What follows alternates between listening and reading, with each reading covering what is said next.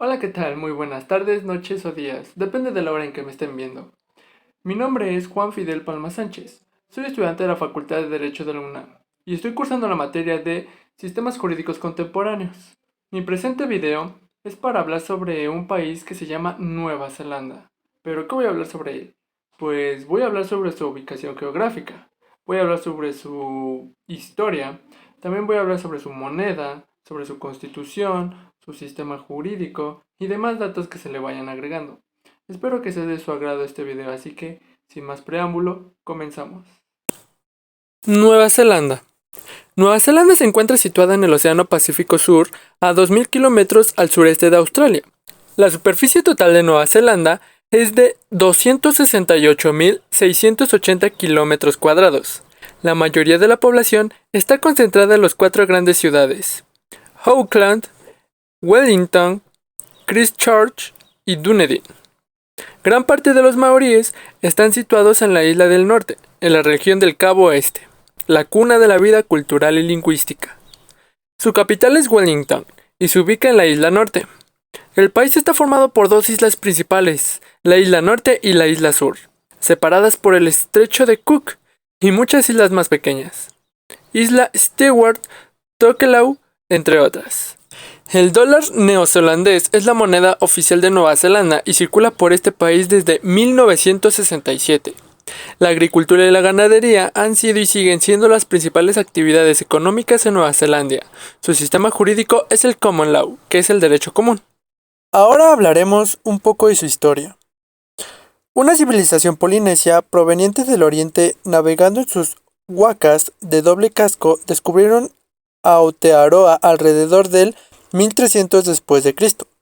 Para esta civilización, Aotearoa parecía muy extensa y nada similar a lo que antes habían visto, ya que las islas de las que ellos provenían eran tropicales, y las islas de Aotearoa eran muy diferentes. Cuando los polinesios se adaptaron a dicho entorno, con muchos recursos disponibles y diferentes cambios climáticos, dejaron de construir barcos oceánicos para asentarse en la isla que ahora estaba aislada del resto del mundo. Esta tierra era muy extraña y carecía de mamíferos, pero estaba habitada por pájaros gigantescos llamados moa. Eran aves no voladoras de 3,6 metros de altura y pesaban alrededor de 230 kilogramos. Proporcionaban bastante comida y eran fáciles de cazar para los maoríes, a lo que en el año de 1300 al 1500 después de Cristo, el moa y muchas otras aves no voladoras fueron extintas por los humanos. A raíz de esta extinción, los maoríes volvieron a cultivar, pero de todos sus cultivos, solo 6 crecían en el clima frío de Aotearoa. Estos 6 cultivos eran el kumara o boniato, el ñame, el taro, el ti, la calabaza y la morera de papel. La morera de papel era utilizada para crear ropa, pero el clima frío de Aotearoa exigía algo más cálido, por lo que comenzaron a cosechar lino de Nueva Zelanda. Los maoríes conservaban sus boniatos en grandes pozos comunitarios de almacenamiento. Esto los llevó a crear fuertes llamados pa. Eran construidos sobre colinas defendibles o a veces sobre volcanes inactivos. Los pa eran terrazas con muros, túneles ocultos y bastante fuertes. A lo largo de los siglos XV y XVI, las comunidades maoríes asentadas comenzaron a formar grandes grupos tribales con nombres como Ngapui y Ngaitahu. Estos grupos comerciaban y luchaban entre sí. A pesar de estar fragmentados, hablaban el mismo idioma, el cual era el terreo. Aprendieron de la pérdida de la casa mayor, ya que los sacerdotes maoríes, cuando veían que los recursos comenzaban a escasear, los hacían tapú, o intocables, hasta que estaban repuestos de nuevo. Las personas más altas de la sociedad maorí eran los rangatira, o nobles. Su poder y su rango eran heredados de sus ancestros a través del maná. El maná es una fuerza sobrenatural, una combinación de prestigio, influencia y poder espiritual que se encuentra en todas las personas, así como también en algunos lugares y cosas. Para los maoríes, el maná era muy importante, y esto aumentaba a través de hazañas o el utu, que significa reciprocidad o intercambio equilibrado. Esto quiere decir que un favor otorgado requería un eventual favor a cambio. Existía el utu positivo y el utu negativo. El positivo consistía en hacer amistad y comercio, y el negativo en guerras. El combate de maorí era exclusivo cuerpo a cuerpo, y utilizaban bailes para poder causar terror al enemigo antes de cada batalla. Las guerras maorí no duraban mucho tiempo, ya que se limitaban al verano, debido al poco abastecimiento de alimentos en que se echaban a perder. Con el paso del tiempo, los maoríes siguieron prosperando y creciendo, pero el aislamiento del cual gozaban no duraría por siempre, ya que la primera oleada del mundo exterior llegó en diciembre de 1642 con una expedición holandesa al mando de Abel Janszoon Tasman, en la que su tripulación fue embestida inmediatamente por un barco maorí que encontraron. Dicho encuentro dejó como resultado la muerte de varios holandeses. Por culpa de este primer encuentro, se fueron bastante rápido y dejaron una crítica bastante mala, dándole por nombre a ese lugar como el de Statenland. Poco tiempo después se le cambió el nombre a Nueva Zelanda. Después de haber aterrorizado a los holandeses, los maoríes quedarían aislados durante otros 126 años, hasta octubre de 1769, cuando James Cook y su tripulación inglesa aparecieron con la ayuda del navegante tahitiano Tupaya. Cook recopiló informes sobre los recursos del país que atrajeron el interés del Imperio Británico. Los maoríes comenzaron a interactuar con estos extraños, a los que les llamaron pakeha. Intercambiaban con ellos metal, especialmente clavos, que utilizaban para tallar. Los pakeha les trajeron enfermedades como la gripa y el sarampión, pero también un alimento que marcaría la historia de Nueva Zelanda, y sí, me refiero a la papa. Los maoríes comenzaron a cultivarla de manera rápida y eficaz. Se convirtió en un elemento básico en la dieta maorí. Con el paso del tiempo, en el siglo XVIII, los barcos europeos cazaban focas y ballenas regularmente, a lo que para los maoríes era común. Esto les trajo la idea de comenzar a comerciar con ellos, a lo que los pakeha comenzaban a intercambiar suministros, comida y refugio con los maoríes.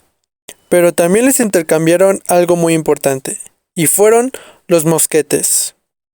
Los maoríes se dieron cuenta que los mosquetes eran bastante poderosos, y los iwi, que es realmente las otras tribus de origen maorí, se dieron cuenta que el utilizar este tipo de mosquetes podría resultar beneficioso a su favor.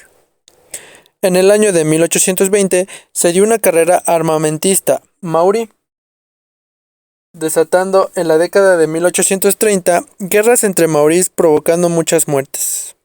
Debido a esto, el PA tuvo un salto tecnológico radical donde pasaron de un almacenamiento de alimentos fortificados a trincheras y búnkeres fortificados a prueba de mosquetes. A este conjunto de guerras se les denominó como las guerras de los mosquetes. Como dato curioso, las papas que los maorí cultivaban les permitió tener un alimento que tardaba en fermentarse. Era portátil y proporcionaba bastantes nutrientes, lo que ocasionó que las guerras pudieran durar más tiempo. En 1837, los maoríes decidieron hacer los paces y frenar la guerra. Mientras esto sucedía, a lo largo de la década de 1830, las empresas privadas e incluso las francesas parecían estar mirando a Nueva Zelanda como una colonia potencial, por lo que los británicos comenzaron a redactar un tratado para convencer a los maoríes de que transfirieran su soberanía o poder autónomo sobre sus tierras a la corona británica, a lo que presentaron el Tratado de Waitangi. Se les hizo de conocimiento a unos 500 maoríes sobre este tratado, el 5 de febrero de 1840.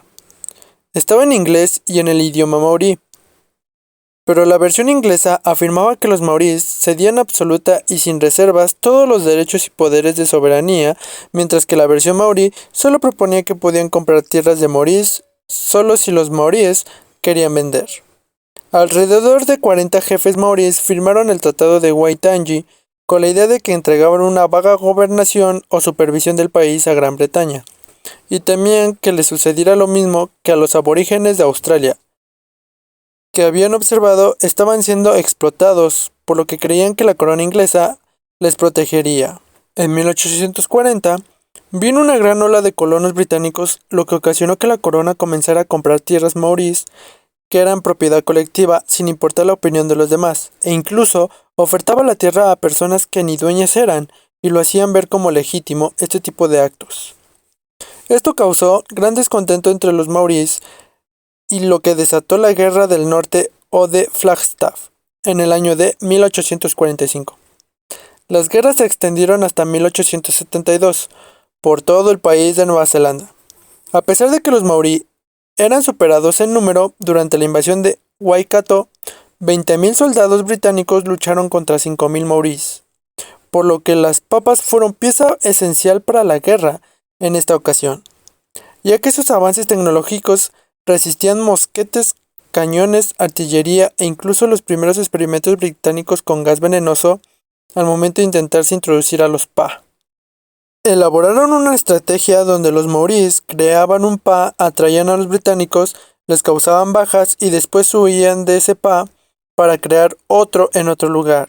Los británicos, al notar esta estrategia, comenzaron a dejar de atacar los PA y comenzaron a atacar los pequeños pueblos indefensos de los maorís, ocasionando un gran desbalance económico y provocando así la pérdida en dicha guerra.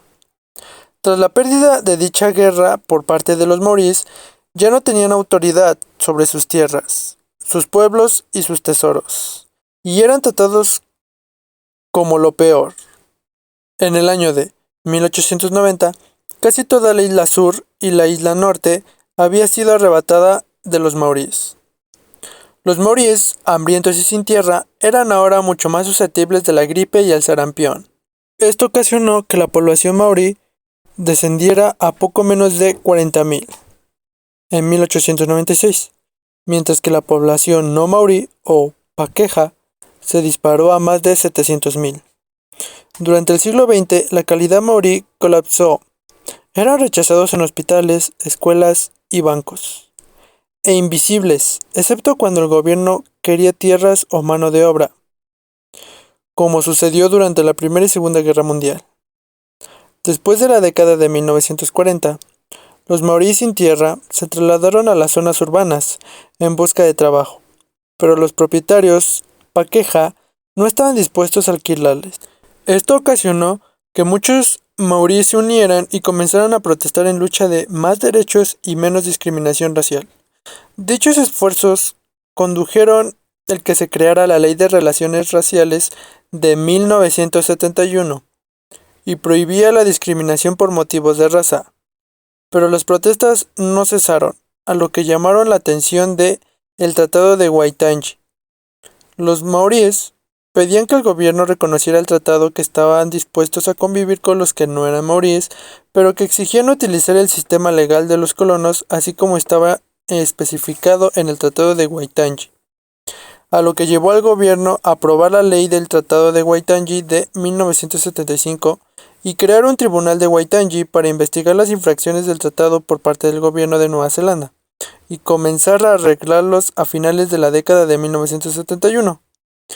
Con esto se comenzó a dar un renacimiento maorí.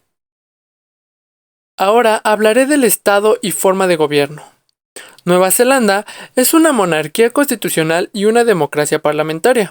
Su constitución nacional es una mezcla de estatutos y convenciones constitucionales complementados por una declaración de derechos. Se encuentra basada en una combinación de documentos jurídicos formales, common law y convenios constitucionales.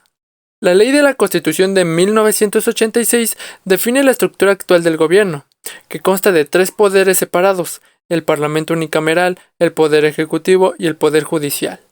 La corona se confiere al monarca británico, representado por el gobernador general, quien actualmente es la dama Patricia Lee Patsy Reddy.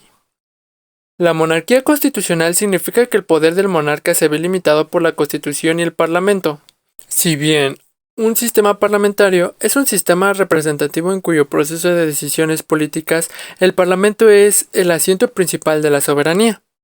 La asamblea que conforma el Parlamento es el poder que prevalece sobre el resto. En este sistema no se da una separación orgánica del poder entre el gobierno o el Parlamento. Es decir, El poder ejecutivo y legislativo se comparten. Además, el Parlamento participa de forma exclusiva en la dirección de los asuntos del Estado. Hablaremos ahora de la composición del organismo ejecutivo.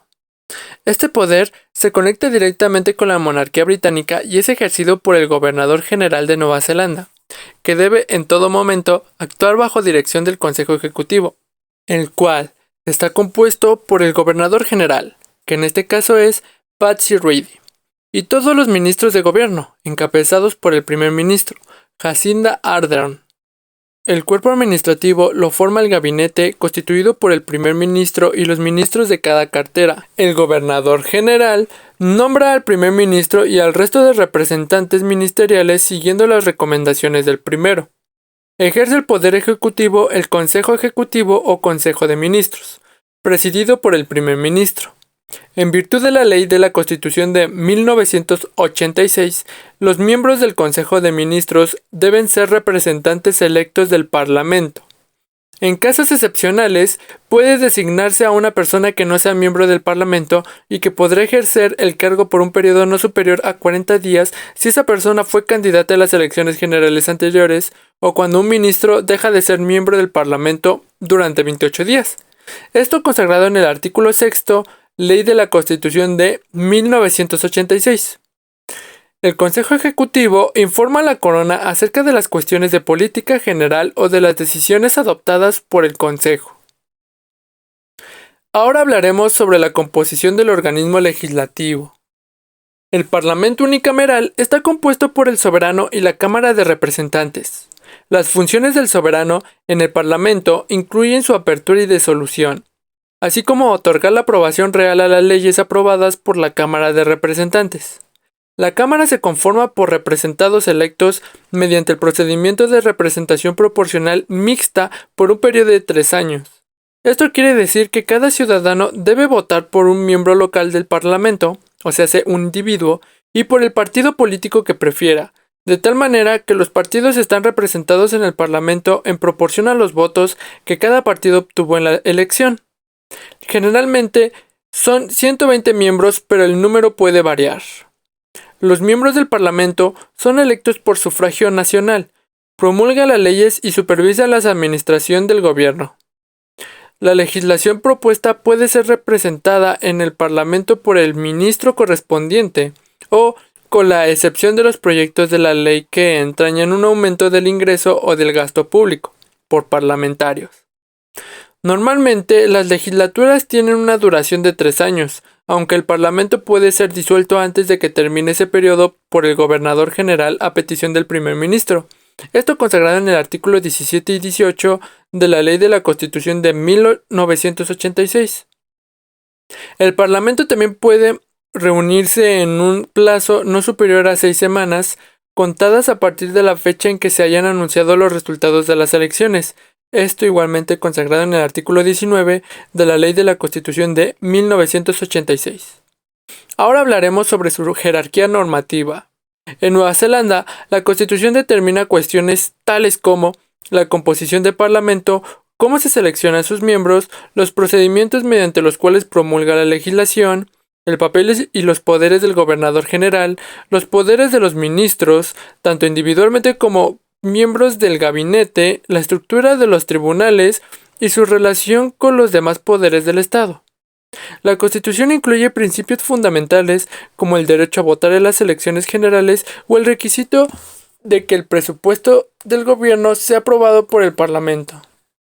También puede cubrir asuntos bastante menores como detalles del procedimiento de comisión en el Parlamento.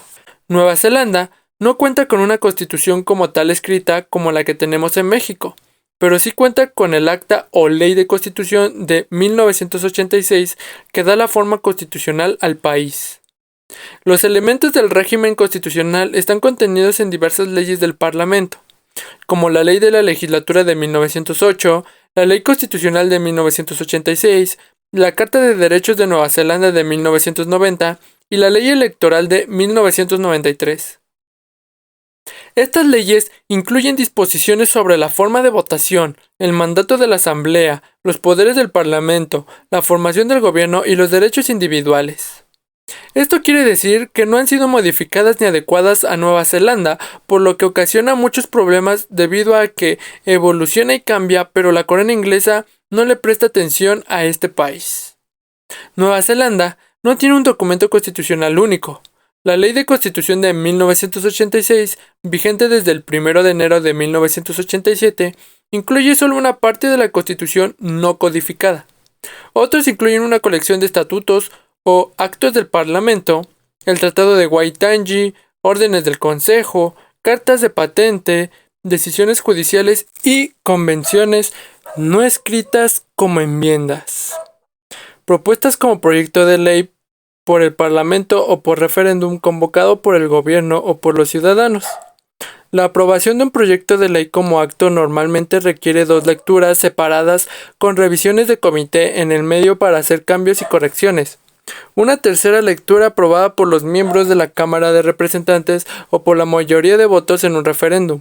Y la aprobación del gobernador general, la aprobación de enmiendas a las disposiciones constitucionales reservadas que afectan al mandato del Parlamento, los distritos electorales y las restricciones de votación requiere la aprobación del 75% de los miembros de la Cámara o la mayoría de los votos en un referéndum. A continuación, hablaré sobre el organismo judicial. Nueva Zelanda tiene un poder judicial independiente dirigido por el presidente de la Corte Suprema de Nueva Zelanda. Los tribunales de jurisdicción general son por orden jerárquico ascendente. Los tribunales de distrito, la Corte Suprema, la Corte de Apelación y Comisión Judicial del Consejo Privado. Existen además varios tribunales especiales. El Poder Judicial mantiene el equilibrio entre el poder del gobierno y los derechos y responsabilidades de los neozelandeses. Son independientes en su toma de decisiones y no pueden ser influenciados por el Parlamento, la legislatura o el Ejecutivo. Los jueces interpretan y aplican la ley a través del sistema judicial. El sistema legal se desarrolló a partir de las leyes británicas debido a su influencia como colonia de esta, por lo que varias de sus leyes, procesos judiciales y costumbres son iguales o similares al sistema jurídico del Common Law. El sistema de tribunales es el Tribunal de Distrito. La mayoría de los asuntos civiles y penales comienzan en un tribunal de distrito. Nueva Zelanda tiene actualmente 58 tribunales de distrito en todo el país. El Tribunal Supremo. Dicho tribunal se ocupa de los principales delitos y las demandas civiles. Hay 46 jueces del Tribunal Superior, incluidos 7 jueces asociados y el juez jefe del Tribunal Superior. El Tribunal de Apelaciones. Dicha corte recibe apelaciones civiles y penales del Tribunal Superior, los tribunales de distrito y el Tribunal de Empleo. La Corte Suprema de Nueva Zelanda. Se denomina como el Tribunal de Apelación Final. Conoce apelaciones tanto en casos civiles como penales, aunque deben ser de importancia pública o legal para alcanzar este nivel. La Corte Suprema se estableció en el 2004 para reemplazar el Comité Judicial del Consejo Privado, con sede en Londres, y para reforzar el Estado de Nueva Zelanda como una nación independiente con su propia historia y tradiciones. Las resoluciones del tribunal son siempre definitivas, a menos que pasen al Consejo de Ministros de Gran Bretaña. Los tribunales principales son el Superior y el Juzgado de Distrito. Hay tribunales especializados para causas de familia y de menores de edad. Ahora hablaré sobre el sistema de cortes. Los tribunales celebran más de 1.600 juicios penales al año y conocen más de 1.000 casos civiles sustantivos entre particulares o entre particulares y el gobierno. Las disputas resueltas por los tribunales afectan prácticamente a todos los aspectos de la vida en Nueva Zelanda. Los tribunales tienen una amplia variedad de funciones. Incluyen hacer cumplir la ley penal, resolver disputas civiles entre ciudadanos, defender los derechos de la persona, garantizar que las agencias gubernamentales se mantengan dentro de la ley y explicar la ley. Dado que los tribunales son una rama independiente del gobierno, existen principios constitucionales en los que se basa la relación entre el Poder Judicial y el Ministerio de Justicia. Estos principios describen las responsabilidades respectivas del Poder Judicial y del Ministerio de Justicia en la impartición de justicia de los tribunales de Nueva Zelanda. La Declaración de Principios del 2018. Bajo el Estado de Derecho, el gobierno y los ciudadanos y otras personas están sujetos a la ley y todos son responsables ante la ley. De manera similar, las decisiones de los propios tribunales deben ser legales y pueden ser apeladas o revisadas por tribunales superiores en busca de error. Hay dos fuentes principales de derecho: los estatutos, que son las leyes aprobadas por el Parlamento, y el derecho consuetudinario. El derecho consuetudinario ha sido desarrollado por los jueces a lo largo de los siglos, y los tribunales pueden modificarlo y desarrollarlo para adaptarse a circunstancias cambiantes. El Parlamento puede derogar, modificar o desarrollar el common law por estatuto. Ahora hablaré sobre los jueces. Los jueces en Nueva Zelanda son nombrados por el gobernador general siguiendo el Consejo de Fiscal General, que es miembro del gabinete del gobierno. El fiscal general consulta ampliamente antes de nombrar jueces, particularmente solicitando la opinión de la profesión legal. Se espera que los jueces actúen de manera independiente, para proteger aún más la independencia de la judicatura. Los jueces en los 3 tribunales generales más altos no pueden ser destituidos de su cargo ni reducir sus salarios. Del mismo modo, solo los abogados pueden ser nombrados jueces, y solo después de haber tenido un certificado de práctica durante al menos 7 años. Ahora hablaré sobre el rol del presidente del Tribunal Supremo. Dicho cargo es reconocido como el jefe del Poder Judicial de Nueva Zelanda. El presidente del Tribunal Supremo preside el Tribunal Supremo y tiene responsabilidades administrativas para ese tribunal. El presidente del Tribunal Supremo tiene una serie de responsabilidades y funciones legales y no legales, y estas incluyen: función judicial. El presidente del Tribunal Supremo es juez del Tribunal Superior y preside al Tribunal Supremo. Administrador del gobierno. Dicho presidente actúa como administrador del gobierno en ausencia o incapacidad del gobernador general, con todos los poderes y funciones de la oficina, incluyendo la presidencia del Consejo Ejecutivo. Conector. El presidente del Tribunal Supremo es el principal punto de contacto entre el gobierno ejecutivo y el poder judicial, debido a que él se comunica con el gobierno sobre políticas o prácticas que afectan a la administración judicial y el cumplimiento de las responsabilidades judiciales. Ahora hablaré sobre las Cortes Especiales. Nueva Zelanda también cuenta con cortes especiales, las cuales se pronuncian en primera instancia sobre cuestiones relativas al derecho laboral, el derecho de la familia, el derecho medioambiental y la ley relativa a las tierras maorís. Los tribunales o cortes especiales son: el Tribunal de Empleo, el cual se ocupa de las relaciones laborales. Los tribunales de familia se ocupan de la custodia de los hijos, el acceso de los padres, el divorcio, la adopción, las órdenes de protección y el cuidado y protección de los niños. Los tribunales de menores, el Tribunal de Tierras Maoríes y el Tribunal de Apelaciones Maoríes, y por último el Tribunal de Medio Ambiente. Ahora hablaré sobre el jurado. Todo ciudadano o residente de Nueva Zelanda debe registrarse en el censo electoral. Por lo tanto, si se encuentra en el grupo de edad adecuado, puede ser seleccionado para servir como jurado. Se está obligado a cumplir con dicho principio, sin embargo, se puede solicitar que se le exima del servicio del jurado si tiene una razón suficiente. Las razones aceptables incluyen dificultades indebidas, creencias personales y discapacidad permanente. También puede ser excusado si ha servido en un jurado en los últimos 2 años. El tribunal paga a cada miembro del jurado una pequeña tarifa para cubrir los gastos por asistir al servicio del jurado. Y por último, hablaré sobre su economía. La economía de Nueva Zelanda se define como una economía abierta y a favor del libre comercio. A lo largo de las 3 últimas décadas, el gobierno reformó las regulaciones del comercio, removiendo barreras a la importación, eliminando subsidios y asegurando que las regulaciones de la inversión extranjera promovieran la llegada de inversión productiva. De tal manera, Nueva Zelanda pasó de ser una economía agraria, dependiente en concesiones de acceso favorables al mercado del Reino Unido, a una de libre mercado industrializada. Lo anterior incrementó los ingresos reales, al tiempo que amplió las capacidades tecnológicas del sector industrial. La liberación comercial se convirtió en un factor clave para aumentar el crecimiento económico y la prosperidad de su población. Nueva Zelanda ha firmado tratados de libre comercio con Hong Kong, Malasia, Australia, China, Tailandia, Singapur y Corea. Asimismo, existen negociaciones para la firma de tratados de libre comercio con India, los países árabes del Golfo, Rusia, Bielorrusia y Kazajstán. Y por último, también es miembro activo del grupo de líderes agropecuarios CAINS, así como del grupo Fair Trading Agricultural Exporters. También ha ratificado el protocolo de Kioto y se enfrenta a Japón en el seno de la Comisión Ballenera Internacional por entender que no se deben sacrificar ballenas bajo ningún concepto.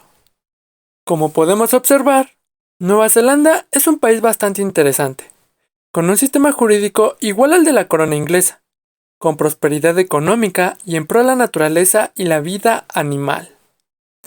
Eso ha sido todo por mi parte, por lo que me paso a despedir. Hola, otra vez yo. Antes que nada, muchas gracias por haber llegado al final del video. Espero que no haya sido tedioso, cansado o aburrido. Me traté de apoyar en diversas herramientas digitales para poderlo hacer más ameno. Y también espero que toda la información proporcionada haya sido vasto para su conocimiento. Así que sin nada más que decir, yo me despido y hasta luego.